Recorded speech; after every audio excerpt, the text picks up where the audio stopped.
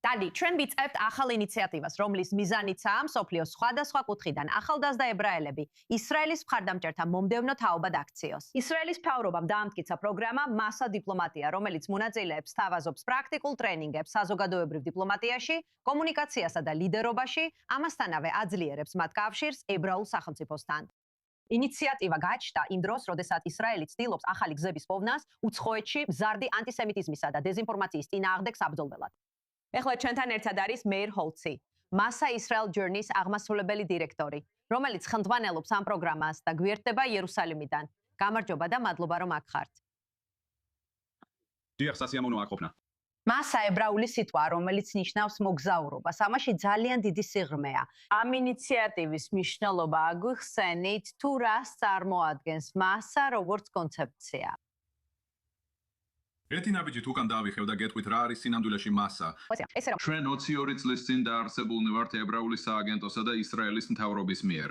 რათა მსოფლიოს სხვადასხვა კუთხიდან ახალგაზრდა ებრაელები ჩამოვიყვანოთ ისრაელში ხანგრძლივი და შინაარსიანი გამოცდილების მის მისაღებად. ბოლო 22 წლის განმავლობაში ჩვენ ყავდა 220,000-ზე მეტი კურსდამთავრებული და ისინი სხვადასხვა პროგრამებში მონაწილეობდნენ. ჩვენ ვცდილობთ, რომ ყოველთვის ვიყოთ თანამედროვე და დავამატოთ ისეთი პროგრამები, რომლებიც შეესაბამება მსოფლიოს ახალგაზრდა ებრაელების საჭიროებებსა და სურვილებს. და სწორედ ასე გაჩნდა მასა დიპლომატია, საოცარი პარტნიორობით საგარეო საქმეთა სამინისტროსთან. ჩვენ გავუშვით ეს პროგრამა გასულ წელს და პილოტის ფარგლებში მართლაც მოვიწვიეთ 20 მონაწილე სხვადასხვა ქვეყნიდან.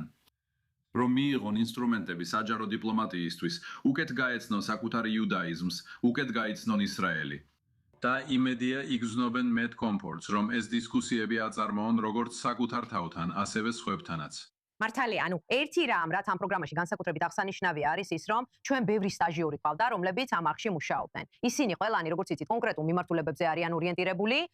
მაგრამ ფიქრობ, ბოლო რამდენიმე წლის განმავლობაში მივხვდით, რომ ნამდვილად გჭირდება დიპლომატები საზღვარგარეთ. ესე რომ თუნდაც ამ სტუდენტებიდან ზოგიერთმა, როგორც იცით, ვერ შეძლოს ალიაზე წასვლა, აუხსენი რატო. ეს ფაქტობრივად დიპლომატიის განახლებული ვერსია, როგორი შეიძლება იყოს ის მომავალში. არა მხოლოდ ელჩები და სხვადასხვა ქვეყანაში მცხოვრები ადამიანები.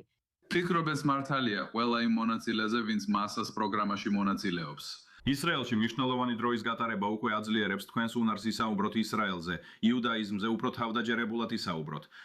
ამ კონკრეტულ პროგრამაში ჩვენ ვიღებთ ძალიან ნიჭიერ მონაწილეებს. იცით, კრიტერიუმები და შერჩიჩევის პროცესი საკმაოდ მკაცრია. გასულ წელს ჩვენ ხვავდა 100-ზე მეტი კანდიდატი, რომლებმაც საბოლოოდ მიიღეს ეს 20 ადგილი.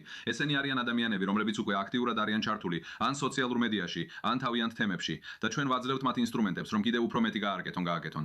ვაძლევთ შესაძლებლობას, რომ მაქსიმალურად გამოიყენონ თავიანთი პოტენციალი. ჩვენ არ ვაპირებთ, რომ ისრაელის ელჩები დიდი რაოდენობით გავგზავნოთ მსოფლიოს სხვადასხვა კუთხეში. ცხადია, ყველა ქვეყანაში, სადაც დიპლომატები გვყავს, ეს შესანიშნავია, მაგრამ გვჭირდება, რომ ეს ადამიანები კიდევ უფრო მეტს აკეთებდნენ. და ეს მხოლოდ ისრაელისთვის არ არის, ეს ებრაელი ხალხისთვისაც-აა.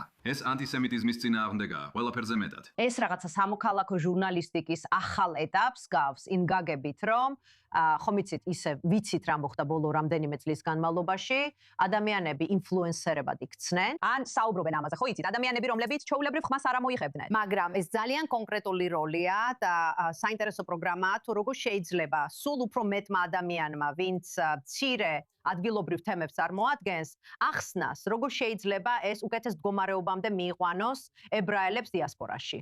ფიქრობ ზუსტად ის, რაც თქვენ თქვით. როცა ახალგაზრდა ებრაელები ან თუნდაც უფროსი თაობის ებრაელები, მაგრამ განსაკუთრებით ახალგაზრდები, მოდიან თავიანთ თემებში და რაღაცას გარედან კი არ ისმენენ.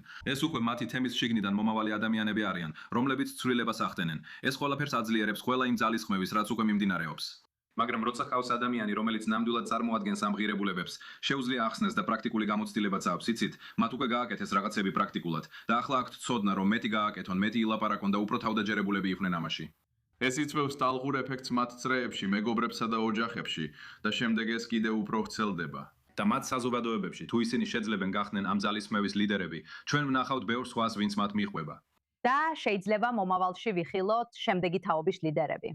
იცით, ზოგი მათგანი დარწმუნებული ვარ დებატებიდან ან სხვა ტიპის პროგრამებიდან მოდის. იცით, როცა უფრო და უფრო მეტი ადამიანი, ესე ვთქვათ, ასაკის გამო გამოეთიშება, წარმომიდგენია ეს შეიძლება სულად ახალ ადამიანთა ჯგუფს გაუხსნას გზა საგარეო საქმეთა სამინისტროში და ისინი საბოლოოდ ამ პოზიციებსაც დაიკავებენ. აბსოლუტურად, ეს ნამდვილად შესაძლებელია. და იცით, ჩრდილოეთ ამერიკაში ვხედავთ, რომ მასას ყოველი 5 კურსდამთავრებულიდან ერთი ებრაულ ორგანიზაციაში მუშაობს. მინდა ამ სტატისტიკაზე ცოტა ხანს შევჩერდე. მასას ყოველი 5 კურსდამთავრებულიდან ერთი ჩრდილოეთ ამერიკაში ებრაულ ორგანიზაციაში მუშაობს. ეს საოცარია. ეს უკვე იწყებს მომავალი ლიდერების ჩამოყალიბებას. მოგზაურობის შემდეგ, მათი მოგზაურობის შემდეგ. ვაუ, კარგი, ხო. ესე რომ ეს მათ ჩართულობას ნიშნავს დაბრუნების შემდეგ. სწორია, ასე რომ, როცა ამ პროგრამებზე საუბრობთ, ამ პროგრამაში უკვე ვიღებთ ადამიანებს, რომლებიც თავიანთ სფეროებში ლიდერები არიან. ეს უკვე რაღაცას ნიშნავს. ესენი არიან ადამიანები, რომლებსაც სხვებთან შედარებით კიდევ უფრო მაღალი პოტენციალი აქვთ. ამიტომაც არის შერჩევის პროცესი ასეთი მკაცრი. მე ნამდვილად მჯერა, რომ ამ პროგრამაში მონაწილეობის მისაღებად შერჩეული თითოეული ადამიანი ერთგვარად ან სხვაგვარად მომავალი ლიდერი გახდება.